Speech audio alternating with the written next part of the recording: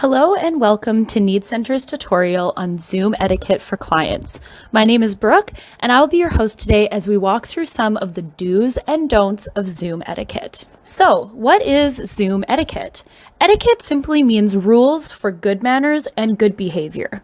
Zoom etiquette means what we should do and what we should not do when we are in a Zoom call in order to have good manners and good behavior. Here at Need Center, we have something called our 5 needs expectations. These are rules that all participants, as well as staff, must follow at all times when they are in Need Center programming. They are as follows. Be safe, to keep yourself and others safe. Be a team, working together to solve problems and get stuff done. Be respectful to yourself, to the teachers, and other students. Be accountable, owning up to your mistakes and taking responsibility. And be fun. Make friends and have fun when you're in program at Need Center. These 5 expectations will help us learn more about Zoom etiquette. We will be showing you some examples of Zoom etiquette using these 5 expectations to guide us through this tutorial. The first expectation that we need to follow in order to have good Zoom etiquette is be safe. Examples of being safe when on Zoom include no running around, no climbing on your chair or desk, and if a sibling is with you, keep your hands to yourself. Another way we can be safe is to let the teacher know if you have to leave and why you are leaving. This is part of keeping you safe because the teacher cannot know that you are safe if you just disappear and they don't know where you have gone or why you have left. They won't know if you are upset, mad, frustrated, sad, or if you've left for another reason. So leaving when you're on Zoom is okay, as long as you let the teacher know where you're going and why you're leaving. We will now show you an example of what this might look like in a Zoom meeting. So everybody make sure that your cameras are on and, oh, Nora, where are you going? I wonder where Nora went. Yes, Eric.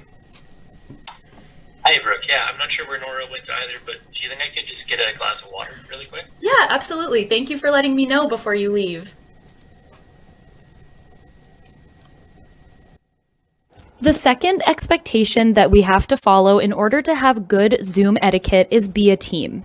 Examples of being a team when on Zoom include being kind, helpful, and supportive to the other students in program, helping one another when problem solving or answering questions, as well as not interrupting the other students when they are answering a question or talking.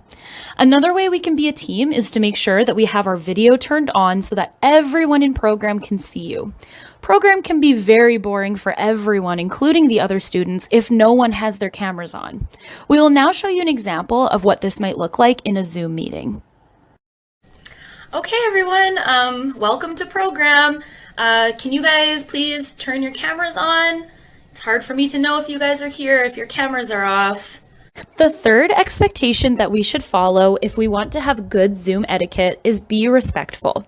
Examples of being respectful when on Zoom include not interrupting the speaker, whether it's a teacher or another student, keeping yourself on mute unless you are talking in order to cut down on background noise, and trying your best not to be distracting to the other students or to the teacher while in program.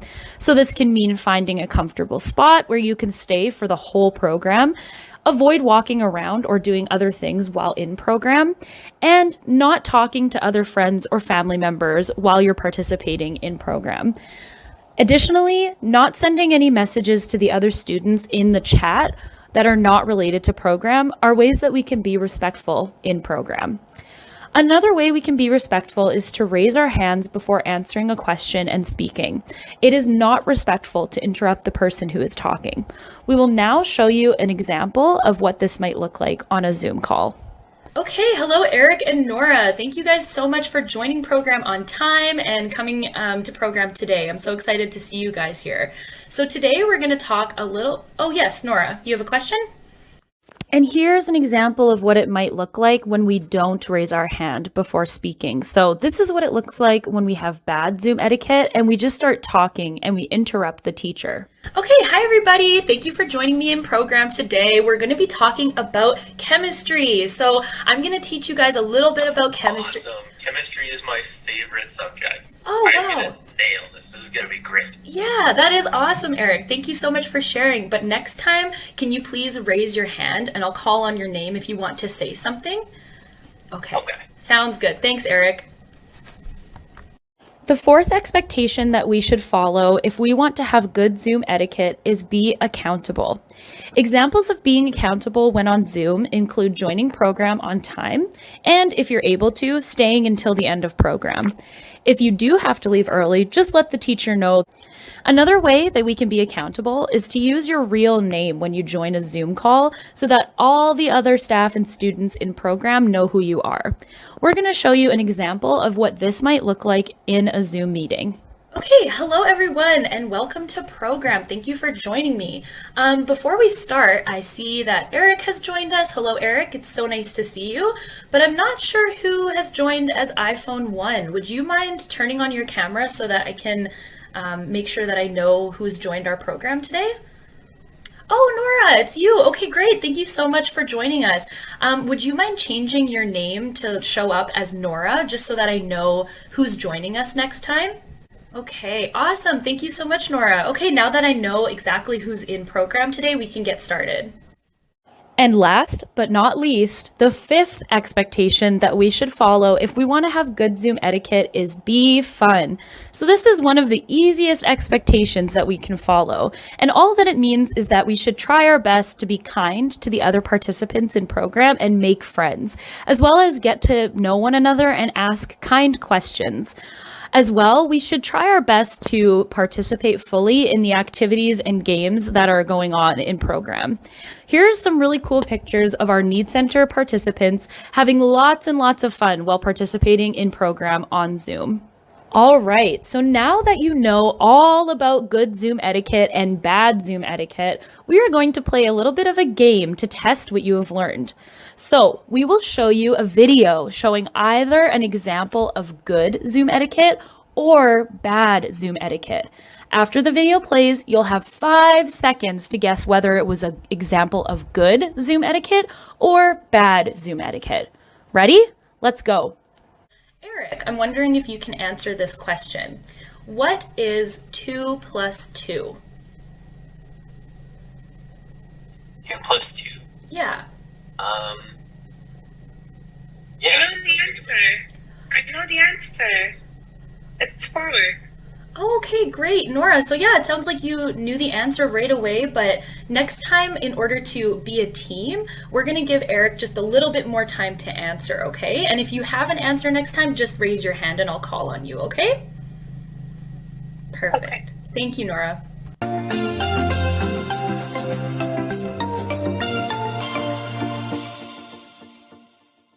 Can you guess if it's an example of good Zoom etiquette or bad Zoom etiquette? You're right if you guessed bad Zoom etiquette. So in this video, Nora did not give Eric enough time to answer the question that the teacher had asked him, which is not a very good example of how you can be a team. So next time, if Nora just let Eric answer the question for himself and gave him a little bit more time, that would be a better way to have good Zoom etiquette. Okay, everyone, so we're going to be talking a little bit more about science today and a little bit more about chemistry. So, I see that we have a question in the chat from Eric. Okay, so Eric, thank you so much for checking in with Nora and being such a kind and supportive friend. But when we're in program, we really need to make sure that we're only talking about what we're learning about in program, okay?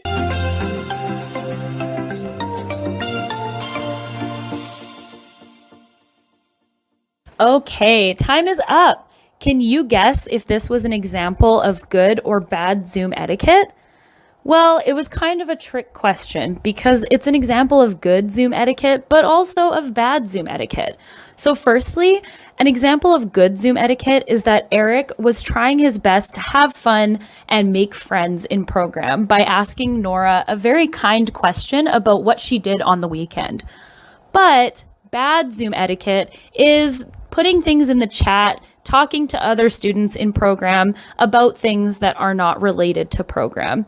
So next time, in order to have good Zoom etiquette all around, Eric should just wait until there's a free time in order to start asking questions of other participants while he's in program in the chat.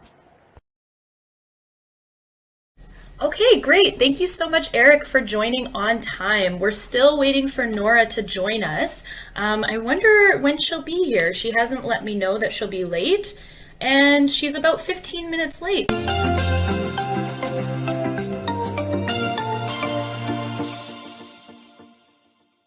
Can you guess if this was an example of good or bad Zoom etiquette? You're right if you said bad Zoom etiquette. So in this scenario, Nora did not join program on time. She was 15 minutes late, which is okay if you have to be late to program, but Nora also didn't tell the teacher that she would be running late. So next time, in order to have good Zoom etiquette, Nora should just tell the teacher ahead of time that she's going to be late to program. Okay, so now I have a quick question for you guys. Nora, I'm wondering if you could tell me what color is the sky? Blue? Blue, yeah, awesome job. You got it exactly right. And I see that Eric is clapping for you. He's so proud that you got that question exactly right. Great job, Nora. And thank you, Eric, for being such a kind and supportive friend to Nora in program. Thank you, guys.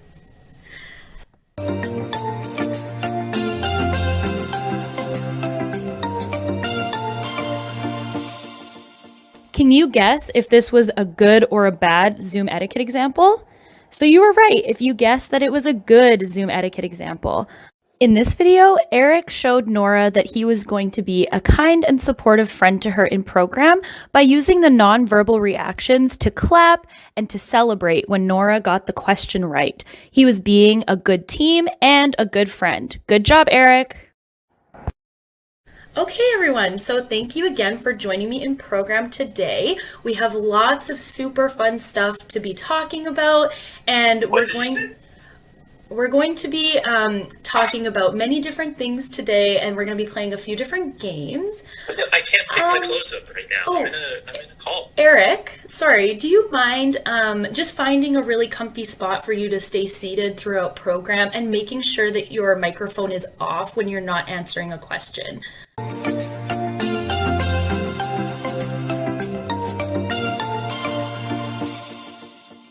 Can you guess if this is an example of good or bad Zoom etiquette? You were right if you guessed bad Zoom etiquette. So in this video, Eric did two things wrong. Number one, he didn't keep himself on mute, and he was talking to his family members in the background, which caused a lot of noise. And number two, he stood up and started walking around with his camera on while he was in program, which is very distracting to the other students as well as the teacher. So next time, in order to have good Zoom etiquette, Eric should find a comfortable spot where he can sit for the whole entire program without having to move around too much. He should keep his video on mute when he's not talking or answering a question. And he should avoid talking to his other friends and family while he's participating in program. Okay, hello Eric and Nora. Thank you guys so much for joining program on time and coming to program today. I'm so excited to see you guys here. So today we're going to talk a little, oh yes, Nora, you have a question? Yes, I'm wondering if I can leave early today because I have soccer practice. Yeah, absolutely. Thank you so much for letting me know. Definitely, I'll keep that in mind, and then near the end of program, when you leave, I'll know exactly why you're leaving. So thank you so much for letting me know.